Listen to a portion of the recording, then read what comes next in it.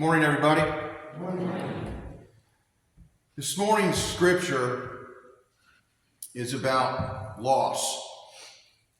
And I chose this topic because of Hilda and her passing. The Lord is close to the brokenhearted and saves those who are crushed in spirit. Loss is one of the few things that touches every human life, no matter who we are or where we come from. It may come in the form of death, disappointment, betrayal, or shattered dreams. Sometimes it's the loss of a loved one, a job, a relationship, or even our sense of purpose. Any way it comes, it leaves a mark on the soul. But in the midst of loss, there is hope, because we serve a God who draws near to the brokenhearted. Loss is not an interruption of life. It is a part of life itself in a fallen world. Jesus told us in the book of John, in this world, you will have tribulation.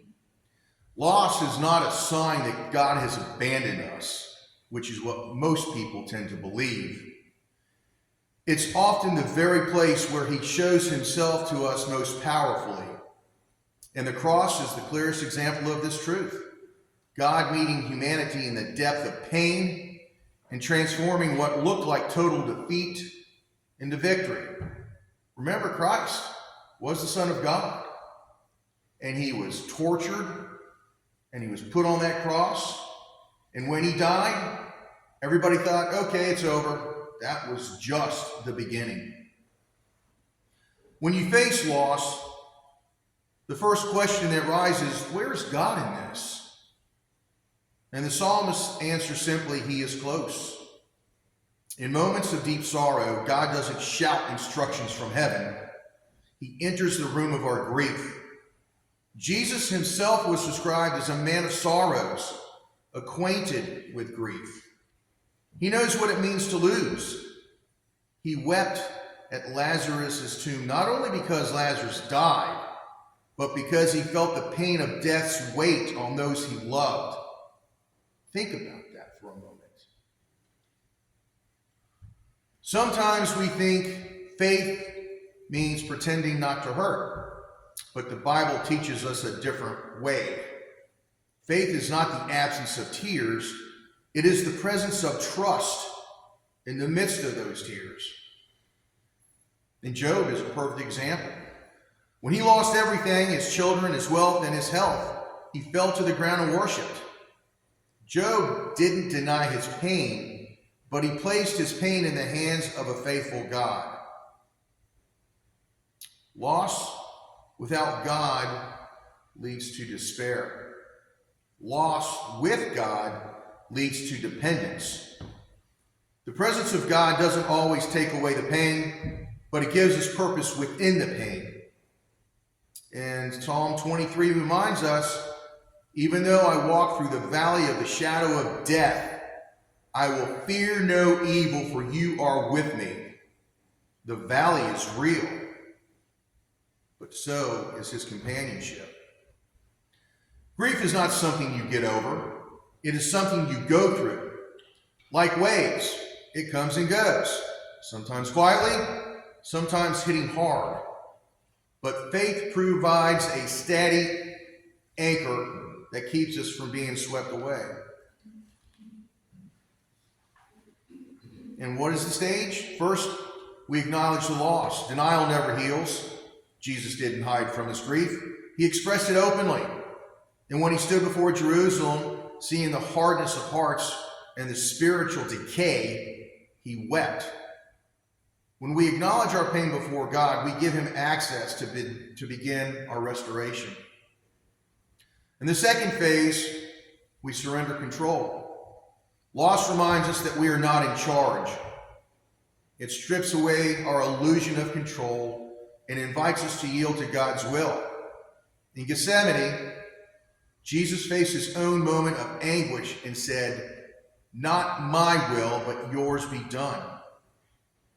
True healing begins when we stop wrestling for control and start resting in God's care. The third phase is we choose trust, which is probably the single hardest thing for anybody to do. Trusting God through loss is not easy, but it is essential. In Proverbs, it calls to us to trust in the Lord with all our heart and lean not on our own understanding. When life no longer makes sense, that's when trust matters most. God knows the end from the beginning. Our grief may be deep, but his plan is deeper still. In the fourth phase is we embrace community. God often heals us through people. Paul writes to the Corinthians that God comforts us in all our troubles so that we may comfort those in any trouble with the comfort we ourselves receive. Sometimes pride or shame isolates us, but God designed the church as a place where we carry each other's burden. Healing flows when we let others walk with us. Romans declares, and we know that all things work together for good to those who love God and are called to according to his purpose. This verse doesn't promise that all things are good. It means God can bring out good out of even the worst pain, and there's a difference. Joseph understood this. Now remember, he was sold by his brothers, imprisoned unjustly, and he was forgotten, and he could have given up.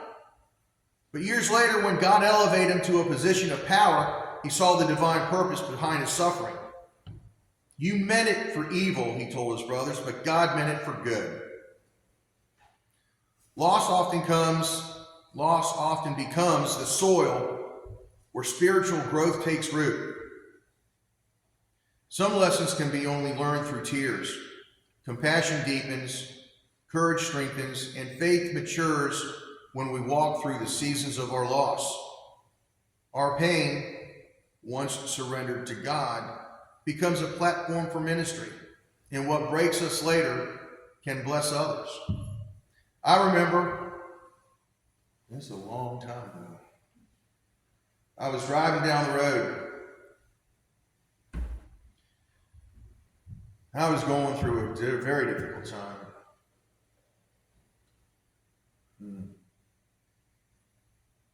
Sometimes I wonder how I got through it. But then I was driving, and I took notice of this church marquee. And on it, it said, "Let go and let God." Very simple words, very powerful words. And at that moment, I looked up. I said, "Lord, I'm giving it to you. I'm done with this. I don't know what to do." And then I felt a sense of peace. And that in itself provided me the strength to get through what I was dealing with, because I knew at that moment I was not alone. I wasn't getting instructions. I wasn't being shown anything. I just felt a sense it'll be all right. It's like a good friend putting their hand on your shoulder saying, "You're not alone. We'll get through this together." The Apostle Paul understood this profoundly. He endured imprisonment, persecution, beatings, and betrayal, yet he wrote from his pain, "My grace is sufficient for you. My power is made perfect in weakness." And God sometimes allows loss not to destroy us, but to reshape us into instruments of greater grace. Every loss that we experience points us toward the cross and the resurrection. On the cross, Jesus bore the ultimate loss, the loss of fellowship, dignity, and life itself. But 3 days later, the tomb was empty, and resurrection doesn't erase the cross, it transforms it. The scars remained on Jesus' hands, but those same scars became signs of salvation.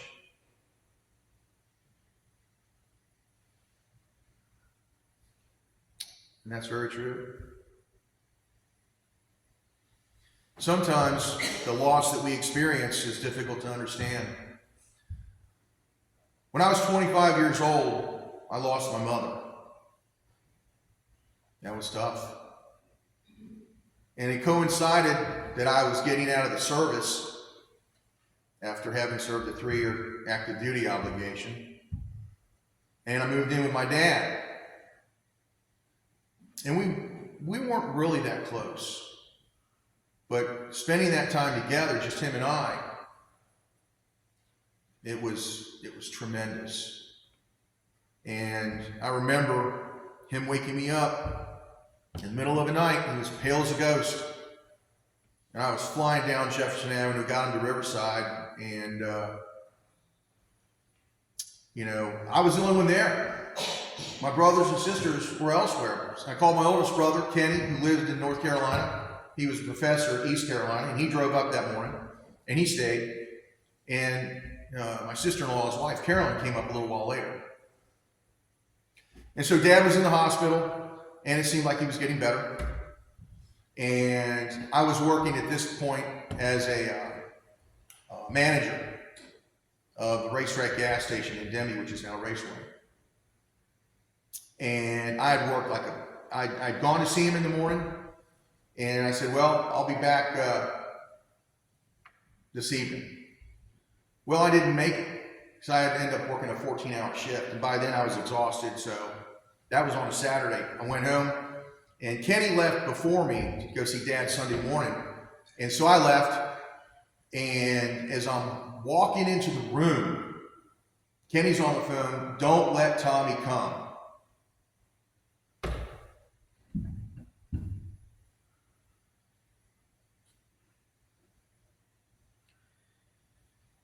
And there was my dad on his back.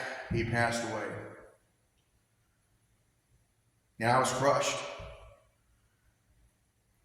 And all I kept thinking about was he was waiting for me and I never showed. And I carried that guilt 25 years. And then I realized it was okay. And the lesson I learned from that is that when we go through something traumatic and it literally rips our heart out of our chest, that, as it says, the scars remained on Jesus' hands, but those same scars became signs of salvation. And it makes us stronger. And it's made me stronger, and it's made me more compassionate, quite honest. When we face our losses, we must remember that the resurrection power still works. God might not always bring back what we lost, but he can bring forth something new. Isaiah describes this promise beautifully: to give them beauty for ashes, the oil of joy for mourning, and the garment of praise for the spirit of heaviness. God never wastes suffering. Every tear that falls in faith becomes a seed for new life. And there's comfort in knowing that the loss is temporary when we see it through the lens of eternity. And Revelation gives us the divine promise that he will wipe away every tear from their eyes, and there will be no more death, or mourning, or crying or pain. What was lost here will be restored beyond measure in his presence.